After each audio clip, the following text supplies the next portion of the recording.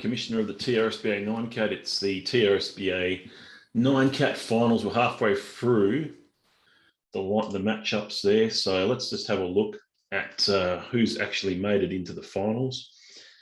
So let's just have a look at that. We've got the Cleveland Steamers up against the Arizona Rattlesnakes.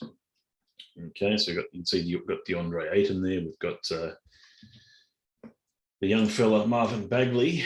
So let's have a look at the Rattlesnakes lineup. We've got Luka Doncic. He's been their best player all season, and probably if they win this series, he'll have a big part to play. The 23-year-old.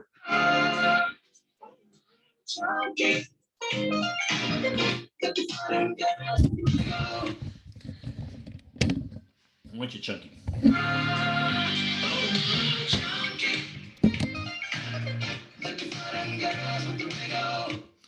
D'Angelo Russell, 26 years of age. Kevin Porter Jr.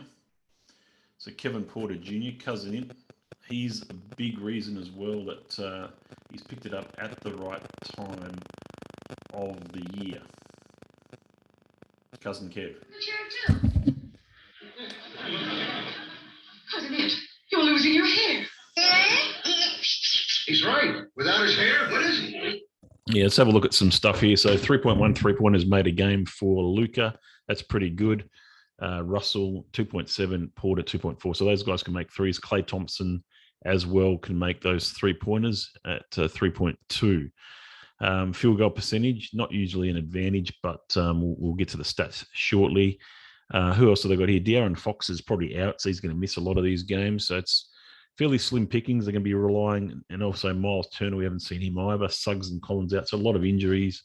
But we'll see what happened. Oh, yeah, I forgot about Brandon Ingram. So Brandon Ingram is one of these guys that is, he's going to be a difference maker when it comes to this game. He's 24 years of age. Scores a lot of points, gets rebounds and assists. Some good lines. Doesn't get the defensive stats.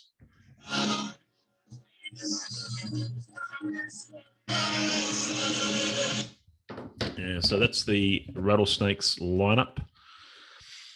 Duncan Robinson, how many threes? 2.9. So he's up there as well. So that's the 3-pointers are going to be hard to beat. Now the Steamers.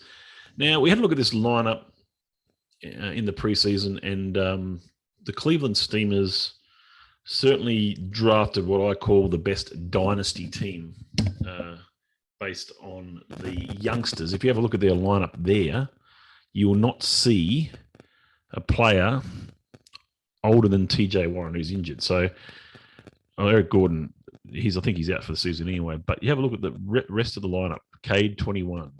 Tyrese Halliburton, 22. Trey Mann, 21. Cameron Johnson, 26. Evan Mobley, probably the rookie of the year, 20. So you got Cade and him.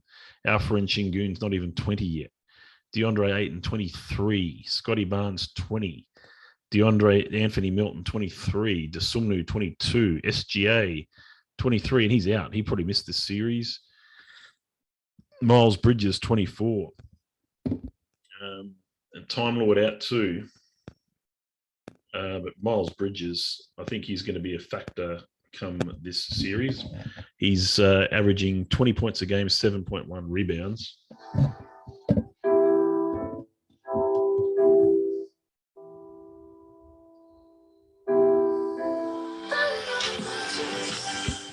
If you look at the field goal percentage for DeAndre Ayton, that's a huge feather in his cap. The dominator. I'm the one and only dominator. I'm bigger and bolder and rougher and tougher. In other words, sucker, there is no other. I'm the one and only dominator. So they've got lots of talent. Scottie Barnes, I forgot to mention him. So they've got the 3 guys that are in the running for the Rookie of the Year. So that's 3 of them. Wow. Drafted all 3 of those guys, and they all come up top 50 players out of the shoot. Maybe top 60, but top 50 out of the shoot is very, very impressive. What's the issue here then?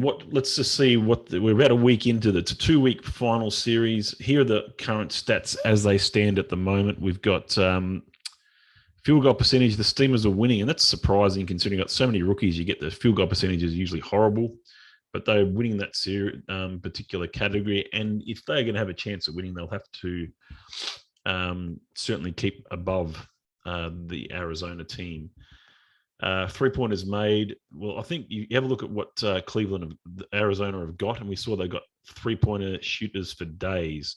They had Duncan Robinson, they had Luka, they had D'Angelo Russell. They had all these guys that make a ton of threes. So, but the Steamers have got some as well. So it's going to be an interesting. They have to win that battle. The free throw percentages, that's an interesting one, 850 to 808, and Arizona have got Luka, who's not a good free throw shooter and gets to the line a lot. So it's going to be interesting to see how that sort of goes in the second week. Certainly, the Steamers would like that to come back in their favor. Rebounding, I think that's an interesting one. It's still not dead yet. The assist numbers certainly favor Arizona at the moment. The steals numbers as well. The blocks numbers are up by 6. The turnovers, it's interesting that they've got a lot less turnovers. Cleveland are going to have to win that category as well. So it's not looking good for Cleveland halfway through. It's not dead yet. We've seen teams come back from these sort of deficits before, even during the playoff series. So that's my take. We'll basically see how things sort of wrap up. But well done to both the Arizona Rattlesnakes and the Cleveland Steamers. Wesley Martin, very, very good job. And then the two guys that running that Arizona team. Where are they? Hang on. I think Ben Sloman, and what was the other guy's name? I've got it on my tip of my tongue. Let's just have a look what his name was again. Levy.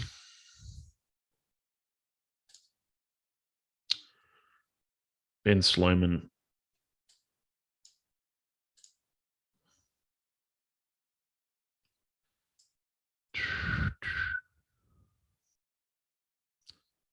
Cleveland Steamers, so Stephen Lowy and Ben Sloman. So those two guys, obviously very good, drafted very, very well. There's always next season, and hopefully we'll be able to get back there next season. It's been very, very fun. We're looking looking at some changes, obviously, to the league soon. We've got to protect 11 players, we know that, but how we sort of draft the rest of those players back in is something we're certainly looking at as well. Whether that the free agency, you get to sort of pick if you're the worst team, etc. Looking at each player that way, perhaps that's probably the way to do it. Obviously, the draft will be separate. We will be doing a lottery in about 6 weeks for the draft and the lottery. There'll be 8 teams, and we'll go through those chances shortly. But this is looking good. If you've got any suggestions, certainly welcome to hear from those. That's been my wrap up for the day, and disappointed I was that Duke lost to North Carolina, but what can you do? I had money on Duke, and was hoping Banchero is a top 3 pick. Anyway, thank you.